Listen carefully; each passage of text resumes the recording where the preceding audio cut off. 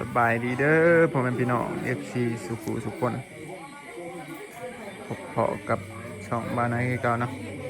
หลังจากที่เข้ามาแต่ปากสีนะทุกคน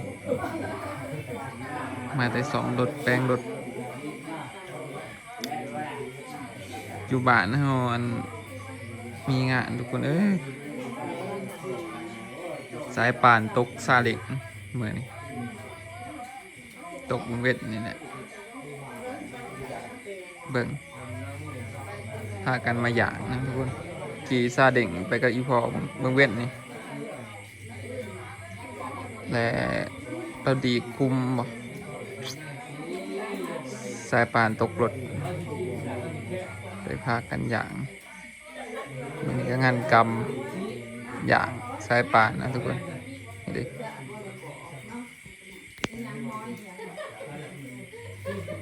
เขาจะก็มางาน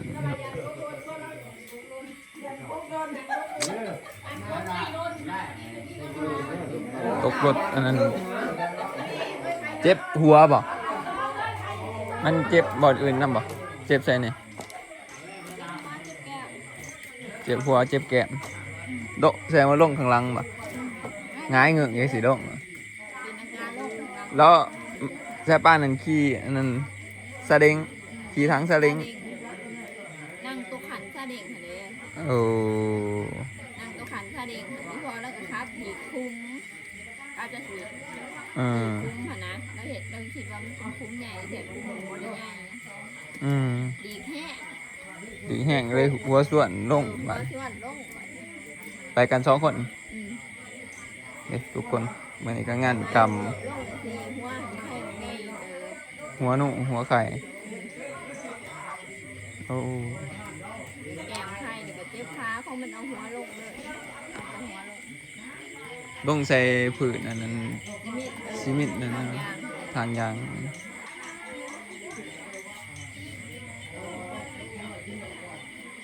จักมุ้งไปดมแต่จักมุ้งประมาณบ่าย 3 บ่าย 3 โมง 3 ครึ่งนี่แหละแล้วมากตอน4 โมงนี่ทุกคน4 โมงครึ่งในเช้าเนี่ยมาหอดบ้านกับพอข่าวบดีนะทุกคนลานสายปานตกรถนี่นะพากันอย่างอยู่นี่แหละเมื่อนี้มานอนบ้านนะทุกคนเมื่อมาวันนี้ก็ไปบ้านสวนข้าวหนึ่งแล้วก็มาเลยนะครับบ่ได้นอน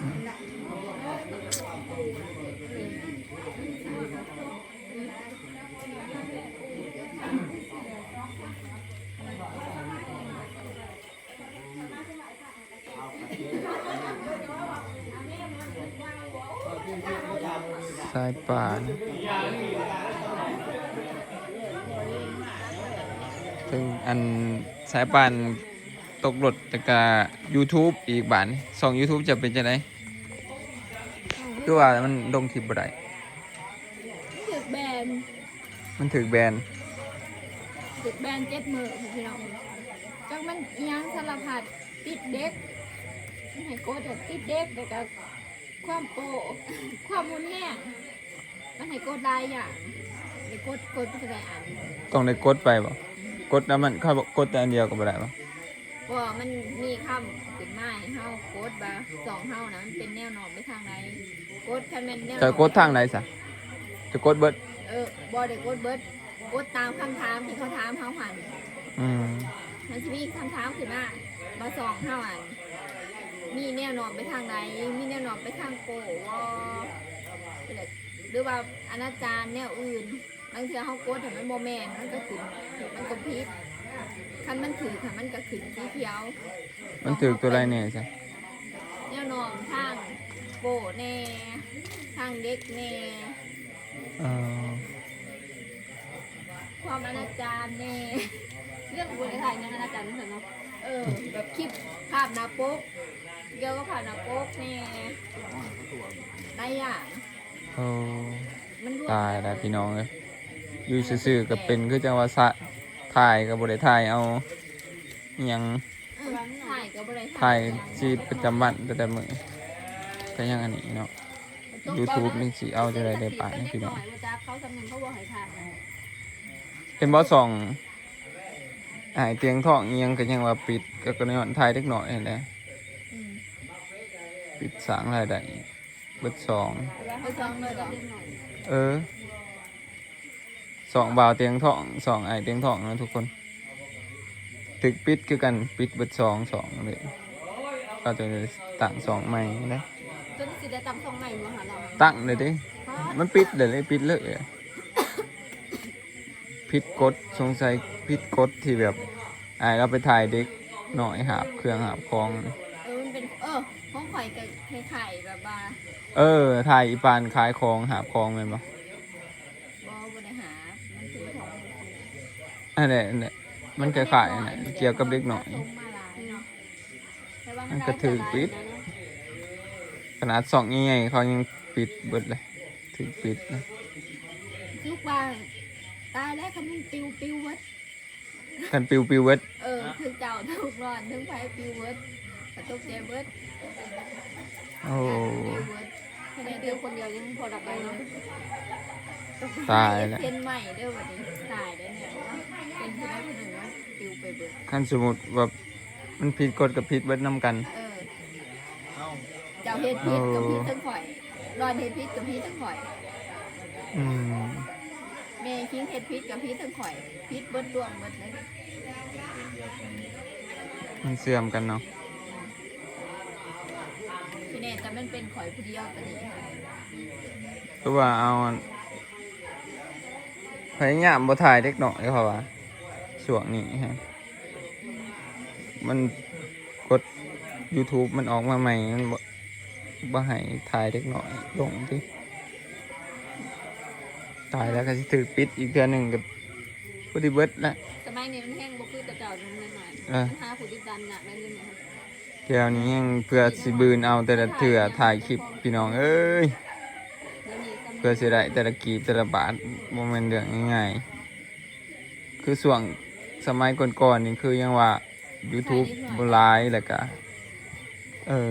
คนเบิ่งพอมีหลายอยู่นะแต่ข่าวเฮาเฮ็ดใหม่ๆมีคนเบิ่งหลายแล้วก็ ก็ทะเบียนมันก็บ่ร้ายมันก็บ่ได้หามให้ได้หน่อย บาทนี้ตีกดแฮงหลายเนาะทุกคน อันนี้กดได้ขึ้นถ่ายเนื้อ ได้ขึ้นถ่ายคลิป เดิมๆอีหยัง FC เพิ่นก็เบื่ออีหยังอีก ถ่ายแดงติด หาเงินแต่ละมื้อแต่ละแฮงยากสิมาปิดโครงการอีกก็ตายแล้วพี่น้องเอ้ยสิเฮ็ดหยังหาหยังแล้วบาดนี้ อุ่นใจเนาะใน YouTube นี่มันสิถ่ายก็มีแนวสิถ่ายไว้เนาะบ่มีแนวบอกกระดูกก็บ่มีแนวสิถ่ายถ้าบ่ถ่ายกับสายบ้านเจ้าเฮ็ดบ่ได้สิถ่ายกับไปได้อันที่ถ่ายจังได๋แล้วบ่ค่อยถ่ายคือดูลงคลิปนึง ผิดกฎได้พี่น้องเอ้ยคิดว่าตาย